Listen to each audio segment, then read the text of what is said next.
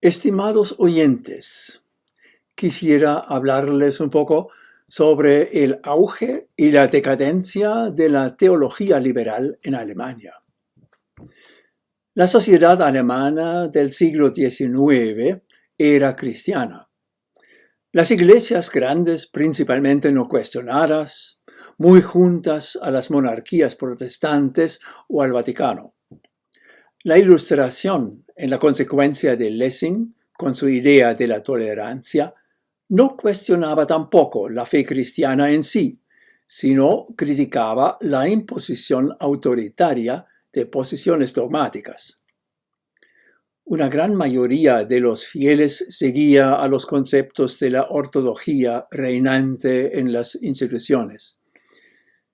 Y solamente dentro de los círculos intelectuales liberales de la Ilustración burguesa reclamaban, siguiendo a Lutero, la libertad del hombre cristiano en asuntos de la fe.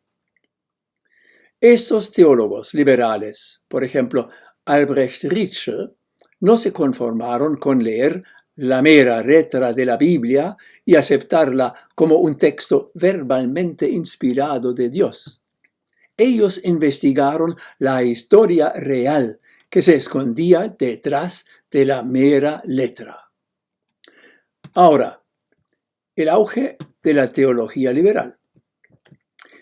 A través del método histórico crítico comprobaron que las diferencias o contradicciones en el relato de la Biblia se deben a razones históricas y que no se solucionan a través de explicaciones dogmáticas. Surgió entonces una teología liberal que tomó en serio la pregunta: ¿cómo podemos liberarnos de la dictadura dogmática y llegar a un criterio que nos hace entender el mensaje central y fundamental de la fe cristiana? Y esa fue la respuesta. Hay que fijarse en la vida y el mensaje de Jesús como el representante de la voluntad de Dios. Así lo dice Ritschl. Y el contenido de este mensaje es la llegada del reino de Dios, donde la convivencia de las personas está empapada de una ética de paz y de justicia, del amor a Dios y al prójimo. La actual sociedad cristiana, en consecuencia, tiene la obligación de sacar adelante el avance del reino de Dios, dentro del marco de la monarquía constitucional. Eso tiene consecuencias políticas. Como la sociedad actual es una sociedad de cultura cristiana, cada uno de los miembros individualmente está comprometido a cumplir las normas éticas de Jesús, pero más, como ciudadano está obligado a realizarlas en el plano de la sociedad política para desarrollar la cultura cristiana y así sacar adelante el reino de Dios. El reino de Dios deberá realizarse en la tierra, en la historia, y no en un futuro especulativo o en un mundo trascendente. De tipo de una teología liberal se llama también protestantismo cultural. Es político, promueve ideas progresivas, pero en sí mismo es un movimiento dentro de una burguesía liberal bien situada con simpatías por una monarquía liberal. Segundo, la caída de la teología liberal. Después de la Primera Guerra Mundial, esta teología liberal sufrió una tremenda caída. Desapareció la querida monarquía. Ya no fue posible hablar de una sociedad o cultura cristiana reinante, y por eso perdió su importancia o influencia dentro de la teología y dentro de la sociedad. Un tercer punto. la autolimitación de la teología liberal. Las iglesias durante el siglo XIX tenían que enfrentar una enorme diversificación de los fenómenos religiosos, filosóficos e ideológicos. Se cuestionaba la superioridad de la fe cristiana. Se cuestionaba en general la posibilidad de la superioridad de una creencia sobre las otras. El teólogo liberal Ernst Troeltsch aceptó este desafío y trató de comprobar, en cierto sentido, que la fe cristiana se destacaba en comparación con las demás religiones. Él exigió una investigación de las grandes religiones, utilizando para eso, como siempre, el método histórico crítico.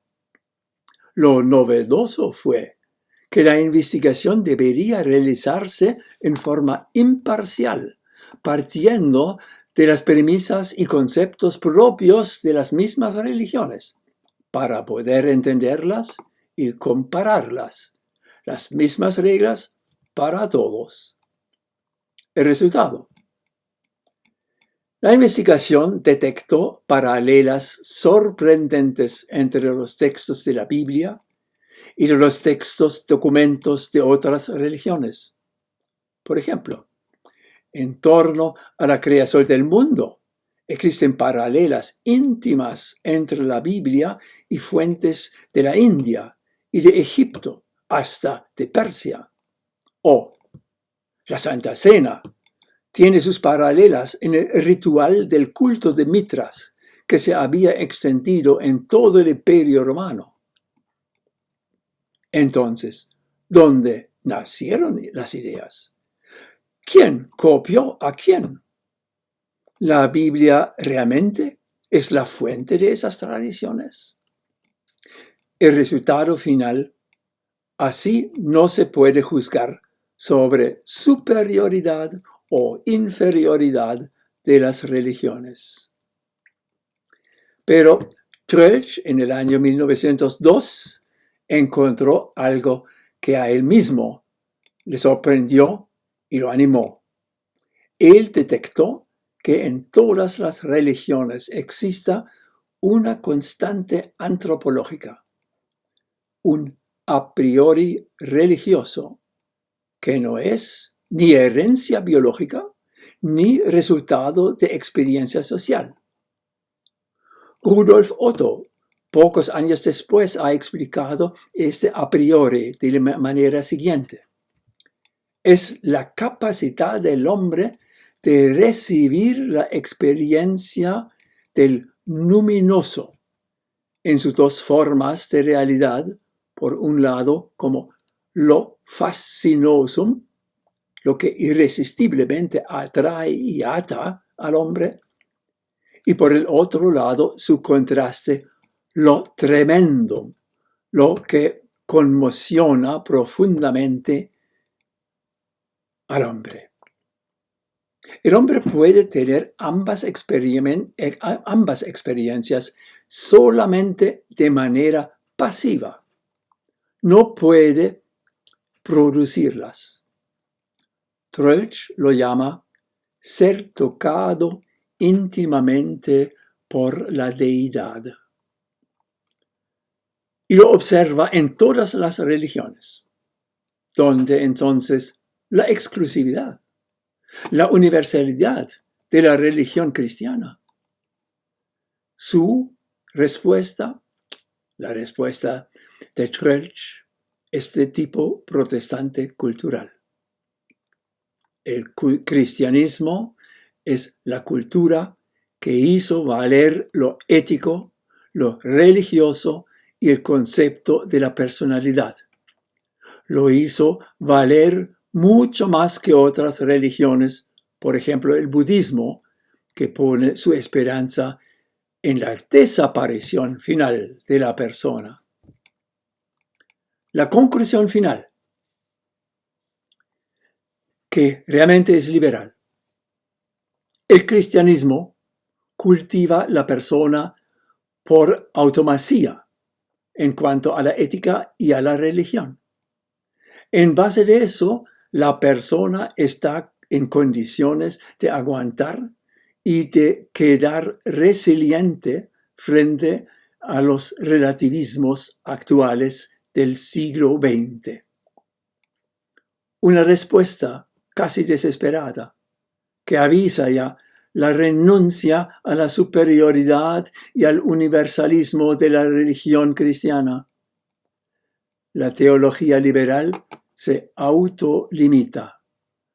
La mejor opción en esta situación que se abre aquí, las religiones se pueden encontrar como hermanas.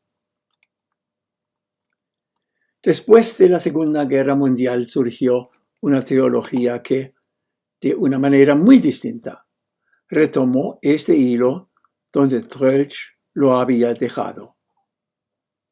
Apareció Paul Tillich, también teólogo alemán, exiliado en Estados Unidos, y él presentó una obra impresionante que parte exactamente en el punto donde Troeltsch dejó la pluma. Muchas gracias.